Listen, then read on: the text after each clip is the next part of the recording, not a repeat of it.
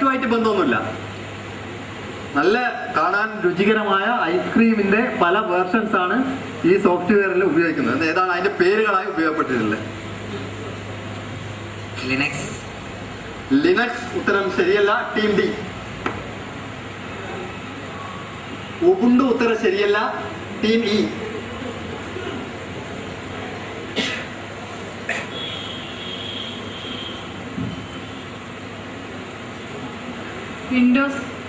Windows ശരിയല്ല, team F.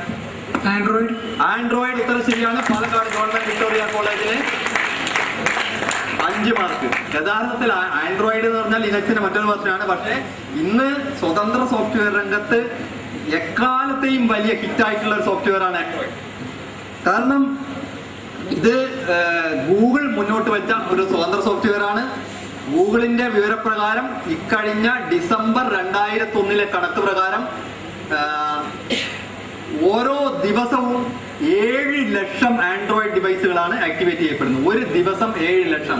ഇതിനകം തന്നെ ഏകദേശം 20 കോടിയോളം ആൻഡ്രോയിഡ് ഡിവൈസുകൾ ആക്ടിവേറ്റ് ചെയ്യപ്പെട്ടിട്ടുണ്ട്. അതായത് നമുക്കൊക്കെ ഇപ്പൊ സാധാരണഗതിയിൽ വളരെ സാധാരണയായി ലഭ്യമാകുന്ന ഒട്ടുമിക്ക ഫോണുകളിലും ഇപ്പൊ ഓപ്പറേറ്റിംഗ് സിസ്റ്റമായിട്ട് ഉപയോഗിക്കുന്നത് ആൻഡ്രോയിഡ് ആണ്. ഇതിന്റെ പേരുകളൊക്കെ ഐസ്ക്രീമുമായിട്ട് ബന്ധപ്പെട്ടാണ്. ജമ്മു കാശ്മീർ സംസ്ഥാനത്തിന് പ്രത്യേക പദവി നൽകുന്ന ഭരണഘടനയുടെ വകുപ്പ് ഏതാണ്? 301 ഉത്തരം ശരിയല്ല, ടീം ഇ. 376 ഉത്തരം ശരിയല്ല, ടീം എഫ്. 370 ഉത്തരം ശരിയാണ്. പാലക്കാട് ഗവൺമെന്റ് വിക്ടോറിയ കോളേജിന് 5 mark. Mananthavady Mary Matha arts and science കോളേജിലുള്ള ഡയറക്ട് ക്വസ്റ്റ്യൻ ആണ്. സാധാരണഗതിയിൽ ഭൂമിയിൽ നിങ്ങൾ ഇക്വേറ്ററിൽ നിന്ന് നോക്കുകയാണെങ്കിൽ ഭൂമി മൊത്തത്തിൽ ഒരു സർക്കിളിന്റെ രൂപത്തിൽ വരികയാണെങ്കിൽ 360 ഡിഗ്രിയാണ് മൊത്തത്തിൽ ഉണ്ടാകുക. അതിന്റെ സർക്കംഫറൻസ്. അപ്പോൾ ഭൂമിയുടെ ചുറ്റളവ് എന്നൊക്കെ പറയുമ്പോൾ നിങ്ങൾക്ക് അറിയാം ഏകദേശം എത്രയാണ് അതിന്റെ ചുറ്റളവ്, ഭൂമിയുടെ റേഡിയസ് ഒക്കെ നിങ്ങൾക്ക് അറിയാം. അപ്പോൾ 1 ഡിഗ്രി ഭൂമധ്യരേഖയിൽ നിന്ന് 1 ഡിഗ്രി ലോഞ്ചിറ്റ്യൂഡിന് തുല്യമായ അകലം എത്ര കിലോമീറ്റർ ആണ്? ഞാൻ പറഞ്ഞല്ലോ 360 ഡിഗ്രി എന്ന് പറഞ്ഞാൽ നിങ്ങൾക്ക് ആ പിന്നെ ഇക്വേറ്ററിന് ചുറ്റും നിങ്ങൾക്ക് ചുറ്റളവ് കിട്ടും. അപ്പോൾ 1 ഡിഗ്രി ലോഞ്ചിറ്റ്യൂഡ് എന്ന് പറഞ്ഞാൽ എത്ര കിലോമീറ്റർ ആണ്? 5000 കിലോമീറ്റർ. 5000 കിലോമീറ്റർ അല്ല, ടീം എഫ്. Team A.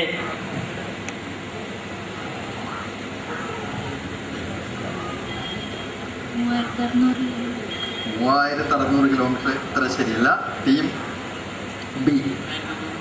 1500 ഇത്ര ശരിയല്ല, ടീം സി. 111 കിലോമീറ്റർ. വളരെ ശരിയാണ്, ടീം സി. 5 മാർക്ക്. ബാങ്കിങ് മേഖലയിൽ കിട്ടാക്കടങ്ങൾ എന്ന് പറയുന്ന സാധനം നമ്മൾ വളരെ ഫേമസ് ആണ്. കാരണം ധാരാളം പൊതുമേഖലാ ബാങ്കുകളായാലും സ്വകാര്യ ബാങ്കുകളായാലും ബാങ്കുകളുടെയൊക്കെ പെർഫോമൻസ് അളക്കുന്നത് ഇത്തരം കിട്ടാക്കടങ്ങളുടെ കൂടി അടിസ്ഥാനത്തിലാണ്. കിട്ടാക്കടങ്ങൾക്ക് ബാങ്കിങ് മേഖലയിൽ നമ്മൾ പറയുന്ന പേരെന്താണ്? എന്ത് പേരിലാണ് കിട്ടാക്കടങ്ങൾ യഥാർത്ഥത്തിൽ അറിയപ്പെടുന്നത്? എന്താണ് അതിന്റെ ശരിയായ ടെക്നിക്കലി നമ്മൾ പറയുന്ന പേരെന്നാണ്? അതിന് ഒരു പേരുണ്ട്, കിട്ടാക്കടം എന്നല്ല. എന്താണ് അതിന്റെ ശരിയായ പേര്? ലോസ് അസറ്റ്സ് എന്ന് പറഞ്ഞാൽ ആവില്ല, അത് പിന്നെ പൂർണ്ണമായും ശരിയല്ല. ടീമേ ടീം ബി. ബാഡ് ഡെപ്റ്റ് ശരിയല്ല. നിങ്ങൾ അതിന്റെ നേരെ പരിഭാഷ എന്ന് പറയാൻ പറ്റും. യഥാർത്ഥത്തിൽ അങ്ങനെയല്ല ബാങ്കിങ് ടേമിൽ നമ്മൾ പറയുന്നത്. Team C. ബാങ്ക്രപ്സി അല്ല, ബാങ്ക്രപ്സി ഒന്നുമല്ല. യഥാർത്ഥത്തിൽ ഞാൻ പറഞ്ഞല്ലോ 90 ദിവസത്തിന് മേലെ അതിന്റെ നിങ്ങൾക്ക് ഇപ്പൊ ഇൻട്രസ്റ്റോ അതിന്റെ മുതലൊന്നും അളക്കാണ്ടുള്ള സാഹചര്യം വരുമ്പോഴും മാത്രം വരുന്ന ഒരു സാധനമാണ് ഇത് പറയുന്നത്. കിട്ടാക്കടം എന്ന് കാറ്റഗറി ചെയ്യപ്പെടുന്നത്. എന്താണ് ഇതിന്റെ പേര്? Team B. റിവേഴ്സ് റിപ്പോ അതുമായിട്ടൊന്നും ബന്ധപ്പെട്ട സാധനമല്ല. Reverse repo is something different. Team ഈ മാനന്തവാടി മേരി. യെസ് ഓഡിയൻസ്, വളരെ കോമൺ ആയ പേരാണ് NPA. ഇവിടെ ഉത്തരം പറഞ്ഞു കഴിഞ്ഞു. Non performing asset. ഇവിടെ തലശ്ശേരിയിൽ നിന്ന് നിൽക്കുന്നത് മഹാനായ ബ്രണ്ണൻ നമുക്ക് നൽകിയ ഈ സ്ഥലത്താണ്. ഈ ബ്രണ്ണൻ സാഹിബ് യഥാർത്ഥത്തിൽ ഇല്ലായിരുന്നെങ്കിൽ നമ്മളെ ആ കാലത്തൊക്കെ നമുക്ക് ജാതിയുടെയും മതത്തിന്റെയൊക്കെ അടിസ്ഥാനത്തിൽ വിദ്യാഭ്യാസത്തിലുള്ള സൗകര്യങ്ങളൊന്നും തലശ്ശേരിയിൽ ലഭ്യമായിരുന്നില്ല. അപ്പോൾ തലശ്ശേരിയിലെ വിദ്യാർത്ഥികൾക്ക് നമ്മളെ പോലുള്ള ആൾക്കാർക്കൊക്കെ വളർന്നു വരാൻ വേണ്ടി ജാതി മത സാമ്പത്തിക പരിഗണനകൾക്ക് അതീതമായി ഇവിടെ ഒരു വിദ്യാഭ്യാസ സ്ഥാപനം വേണമെന്ന് ആഗ്രഹിച്ച മഹാനായ എഡ്വേർഡ് ബ്രണ്ണൻ അദ്ദേഹത്തിന്റെ ജീവിത സമ്പാദ്യമായ 1.5 ലക്ഷം ഉറുപ്പ്യ അന്ന് 1850-കളിൽ മാറ്റി വെച്ചത് കൊണ്ടാണ് ഇന്ന് ഈ ബ്രണ്ണൻ ഹയർ സെക്കൻഡറി സ്കൂളും ബ്രണ്ണൻ കോളേജ് അടക്കമുള്ള സ്ഥാപനങ്ങൾ ഉണ്ടായത്.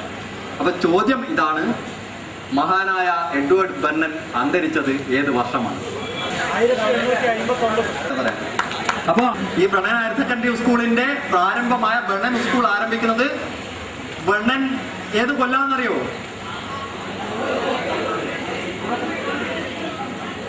ഇത് ആരംഭിക്കുന്നത് 1861-ലാണ്. കാരണം ബ്രണ്ണൻ മരിച്ചതിന് ശേഷമാണ് ബ്രണ്ണൻ സ്കൂൾ യഥാർത്ഥത്തിൽ ആരംഭിക്കുന്നത്.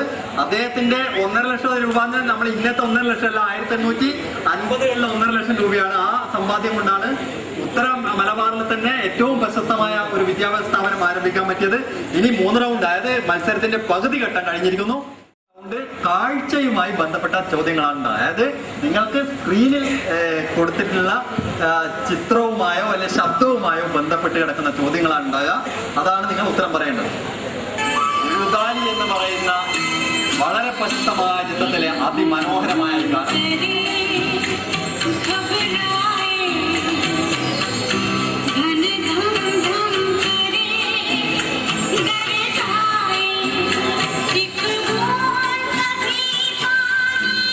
ഗാനം കേട്ടല്ലോ, രുദാലിയിലെ മനോഹരമായ ഗാനാണ്. ഈ ഗാനത്തിന്റെ സംഗീത സംവിധാനം ആരാണ് ചെയ്തതെന്നാണ് ചോദ്യം. Bhupen Hazarika. 10 mark. Mananthavady Mary Matha arts and science കോളേജിനോടാണ് ചോദ്യം.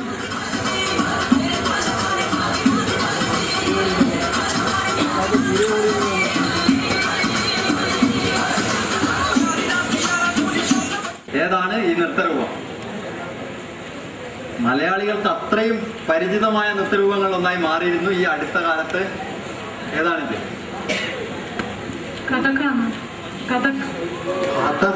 കഥകല്ല, team D. Okay, question passes to team C.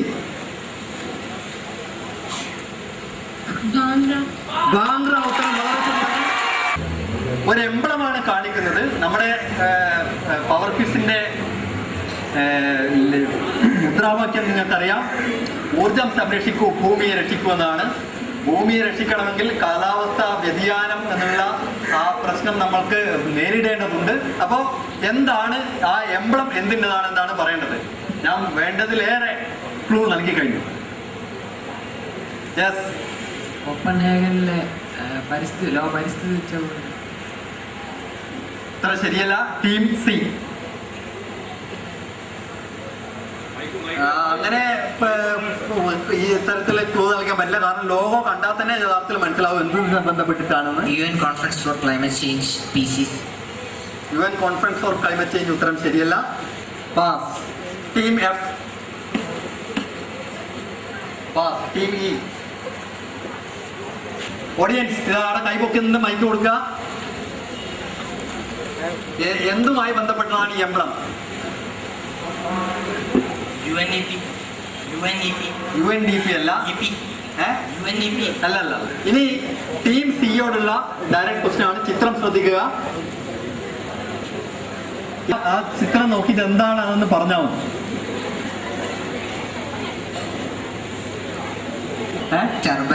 Turbine ഉത്തരം ശരിയാണ്. 10 മാർക്ക്.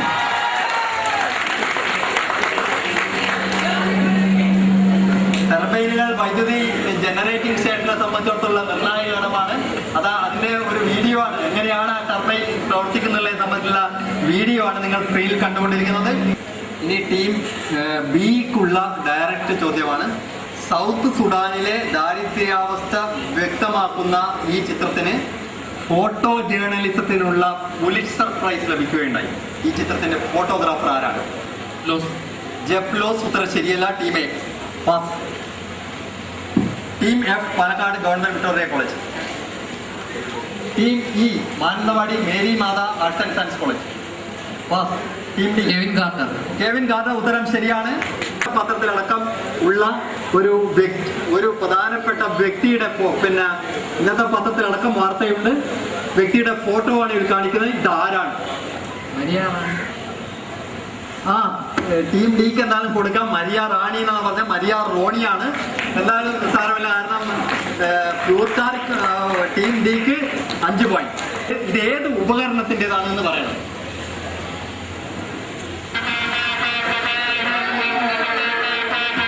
വേഗം കൈപൊക്കുക. കൈപൊക്കി. ഭൂസേന ഉത്തരം ശരിയാണ്. വൈദ്യുതി സുരക്ഷ സംബന്ധിച്ച മാനദണ്ഡങ്ങൾ നിശ്ചയിക്കുന്ന കേന്ദ്ര സർക്കാർ സ്ഥാപനം ഏതാണ്? EMC. EMC അല്ലല്ലോ. Bureau of energy efficiency. Bureau of energy efficiency അല്ല. Team D central government institution ആണ്. വൈദ്യുതി സുരക്ഷ സംബന്ധിച്ചുള്ള മാനദണ്ഡങ്ങൾ നിശ്ചയിക്കുന്ന സ്ഥാപനമാണ്. Social Security Commission of India. അങ്ങനത്തെ സ്ഥാനമൊന്നുമില്ല. ടീം ഡി BSI അല്ല. Team A Energy Safety Commission. Energy safety കമ്മീഷണറും അല്ല. ഓഡിയൻസിന് പാസ് ചെയ്യാണ്. അപ്പോൾ ഉത്തരം പറയാം. സെൻട്രൽ ഇലക്ട്രിസിറ്റി അതോറിറ്റി അല്ലെങ്കിൽ CEA ആണ് ആ സ്ഥാപനം. 2003 വൈദ്യുതി നിയമമൊക്കെ വന്നതിന് ശേഷം ഈ സ്ഥാപനത്തിന്റെ ഒട്ടനവധി അധികാരങ്ങൾ എടുത്തു കളയപ്പെട്ട സാഹചര്യങ്ങളും ഉണ്ട്. ഇനി ടീം ഇക്കുള്ള നേരിട്ടുള്ള ചോദ്യമാണ്. ശ്രദ്ധിച്ചു കേൾക്കുക. ലൈസൻസുകളുടെ പ്രസരണ ശൃംഖല ഉപയോഗിച്ച് ഒരു വ്യക്തിക്കോ സ്ഥാപനത്തിനോ വൈദ്യുതി മറ്റിടങ്ങളിൽ നിന്ന് കൊണ്ടുവരുന്നതിനോ കൊണ്ടുപോകുന്നതിനോ വൈദ്യുതി നിയമം 2003 പറയുന്ന പേരുണ്ട്. ഓപ്പൺ ആക്സസ് ഉത്തരം ശരിയാണ്. ടീം ഇക്ക് 10 മാർക്ക്. തുറന്ന പാത എന്നറിയപ്പെടുന്ന ഓപ്പൺ ആക്സസിലൂടെയാണ് യഥാർത്ഥത്തിൽ വലിയ സ്ഥാപനങ്ങളെ സംബന്ധിച്ചിടത്തോളം പുറത്തു നിന്ന് വൈദ്യുതി കടത്തിക്കൊണ്ടുവരാനും നിലവിലുള്ള ലൈസൻസ് ഇപ്പൊ KSEB പോലുള്ള ലൈസൻസുകളുടെ പ്രസരണ ലൈനുകൾക്ക് വാടക നൽകിക്കൊണ്ട് വൈദ്യുതി കടത്തിക്കൊണ്ടുവരാനും അതുപോലെ ഇവിടെ ഉൽപ്പാദിപ്പിക്കുന്ന വൈദ്യുതി വേറെ എവിടെയെങ്കിലും നിങ്ങൾക്ക് വലിയ വില കിട്ടുന്ന സാഹചര്യം ഉണ്ടെങ്കിൽ പുറത്തേക്ക് കടത്തിക്കൊണ്ടുപോകാനുള്ള സാധ്യത ഈ ഓപ്പൺ ആക്സസിലുണ്ട്. എനർജി കൺസർവേഷൻ ആക്ടിനെ കുറിച്ച് കേട്ടിട്ടുണ്ടാവും. ഈ എനർജി കൺസർവേഷൻ ആക്ട് നിലവിൽ വന്നതിന് ശേഷം അതിനെ സംബന്ധിച്ചുള്ള നിരവധി കാര്യങ്ങൾക്ക് പ്രത്യേക ചട്ടങ്ങൾ കൊണ്ടുവരികയുണ്ടായിരുന്നു. അതുപോലെയുള്ള പ്രധാനപ്പെട്ട ഒരു ചട്ടം 500 കിലോവാട്ടിലധികം ലോഡുള്ള വാണിജ്യാവശ്യങ്ങൾക്കുള്ള കെട്ടിടങ്ങൾക്ക് വേണ്ടി കൊണ്ടുവരികയുണ്ടായി. കാരണം വലിയ കമേഴ്ഷ്യൽ ബിൽഡിങ്ങുകൾ നിർമ്മിക്കുമ്പോൾ ഊർജ സംരക്ഷണ പ്രകാരം പാലിക്കേണ്ട കാര്യങ്ങളൊക്കെ ഉൾപ്പെടുത്തിക്കൊണ്ടുള്ള ഒരു ചട്ടം രൂപീകരിക്കുകയുണ്ടായി. ഈ ചട്ടം 2007 ജൂൺ 28 ഇന്ത്യയിൽ നിലവിൽ വന്നു. എന്താണ് ഇതിന്റെ പേര്?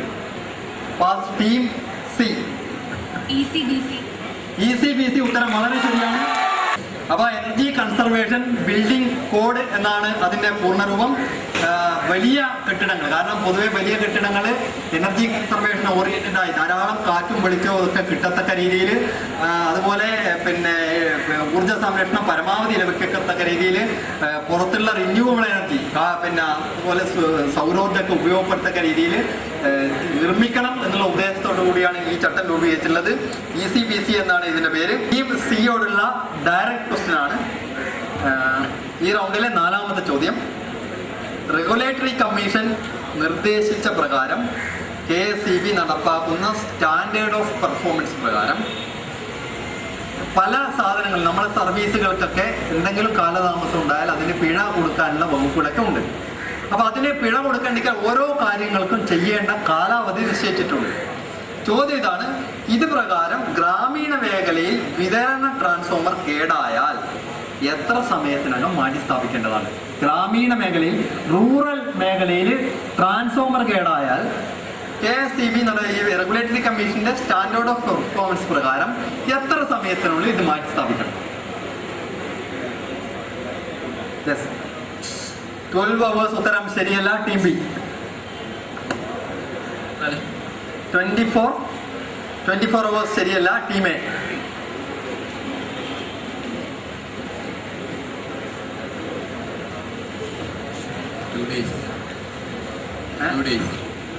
2 days. യെസ്, ഉത്തരം ശരിയാണ്. ടീം ബിയോടാണ്. കേന്ദ്ര സംസ്ഥാന റെഗുലേറ്ററി കമ്മീഷനുകൾ നിലവിൽ വന്നിട്ടുള്ള കാര്യം നിങ്ങൾക്ക് അറിയാവുന്നതാണ്. എല്ലാ സംസ്ഥാനങ്ങളിലും കേന്ദ്രത്തിലും അതുപോലെ സെൻട്രൽ എലക്ട്രിസിറ്റി റെഗുലേറ്ററി കമ്മീഷൻ ഉണ്ട്. അതാത് സംസ്ഥാനങ്ങളിൽ സ്റ്റേറ്റ് എലക്ട്രിസിറ്റി റെഗുലേറ്ററി കമ്മീഷനുകളുണ്ട്. കേന്ദ്ര ഭരണ പ്രദേശങ്ങളൊക്കെ കമ്പൈൻ ചെയ്തുകൊണ്ട് ജോയിന്റ് എലക്ട്രിസിറ്റി കമ്മീഷനുകളുണ്ട്. അങ്ങനെ എല്ലാ രീതിയിലും എലക്ട്രിസിറ്റി റെഗുലേറ്ററി കമ്മീഷനുകൾ നിലവിൽ വന്നു കഴിഞ്ഞിട്ടുണ്ട്. ഈ റെഗുലേറ്ററി കമ്മീഷനുകൾ പല പ്രശ്നങ്ങളിൽ ഇടപെട്ട് ഉത്തരവുകൾ നൽകുന്നുമുണ്ട്. ഈ ഉത്തരവുകൾക്ക് എതിരെ നിങ്ങൾക്ക് അപ്പീൽ പരാതി കൊടുക്കണമെങ്കിൽ ആർക്ക് അപ്പീൽ നൽകണം? കേന്ദ്ര റെഗുലേറ്ററി കമ്മീഷനായാലും സംസ്ഥാന റെഗുലേറ്ററി കമ്മീഷന്റെയും ഉത്തരവുകൾക്കെതിരെ ആർക്ക് പരാതി കൊടുക്കണം? കേന്ദ്ര റെഗുലേറ്ററി കമ്മീഷൻ എന്നൊക്കെ പറഞ്ഞാൽ ഇന്ത്യയിലെ മുഴുവൻ കാര്യങ്ങളും നിയന്ത്രിക്കുന്ന ആളാണ്. അവരെ ഒരു തീരുമാനം എടുത്താൽ ഒരു ജില്ലാ കളക്ടർക്ക് തീരുമാനം എടുക്കാൻ പറ്റില്ല. Yes ടീമേ,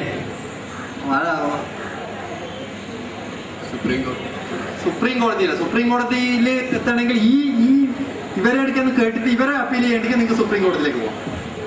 team F, Palakkad Victoria college. Electricity ombudsman. Electricity ombudsman അതാത് പിന്നെ സംസ്ഥാനങ്ങൾക്കാണ് ഇലക്ട്രിസിറ്റി ഓംബുഡ്സ്മാൻ. ഓരോ സംസ്ഥാനത്തിലും ഇലക്ട്രിസിറ്റി ഓംബുഡ്സ്മാൻ ഉണ്ട്. യഥാർത്ഥത്തിൽ അത് റെഗുലേറ്ററി കമ്മീഷനും അത് രണ്ടും ഡിസ്റ്റിങ്ക്റ്റ് ആയ സാധനങ്ങളാണ്. ഇതിന് അപ്പീൽ ചെയ്യാനുള്ള സാധനമല്ല. APT പൂർണ്ണരൂപം പറയാമോ? Tribunal for electricity. വളരെ ശരിയാണ്. അങ്ങനെ ഈ Mananthavady Mary Matha arts and science കോളേജിന് 5 mark, applied tribunal for electricity അല്ലെ APTE എന്നോ അല്ലെ ATE എന്നൊക്കെ പറയാവുന്ന ഇവരാണ് യഥാർത്ഥത്തിൽ ഇത്തരം റെഗുലേറ്ററി കമ്മീഷനുകളുടെ ഓർഡറുകൾക്ക് മുകളിലുള്ള അപ്പീൽ കേൾക്കാനുള്ള അതോറിറ്റി. അവസാനത്തെ ചോദ്യമാണ്, സ്ഥിരം കണക്ഷനുകൾക്ക് അതായത് പെർമനന്റ് കണക്ഷനുകൾക്ക് KSEB വൈദ്യുതി നൽകുന്നത് പല നിരക്കുകളിലാണ്. ഇനി ഫിക്സഡ് ചാർജ് നമ്മൾ നോക്കണ്ട. ഫിക്സഡ് ചാർജ് നോക്കാതെ വൈദ്യുതി ചാർജ് അല്ലെങ്കിൽ എനർജി ചാർജ് നോക്കുകയാണെങ്കിൽ ഏറ്റവും ഉയർന്ന നിരക്ക് KSEB ലോ ടെൻഷൻ ഉപഭോക്താക്കൾ അല്ലെങ്കിൽ ഏത്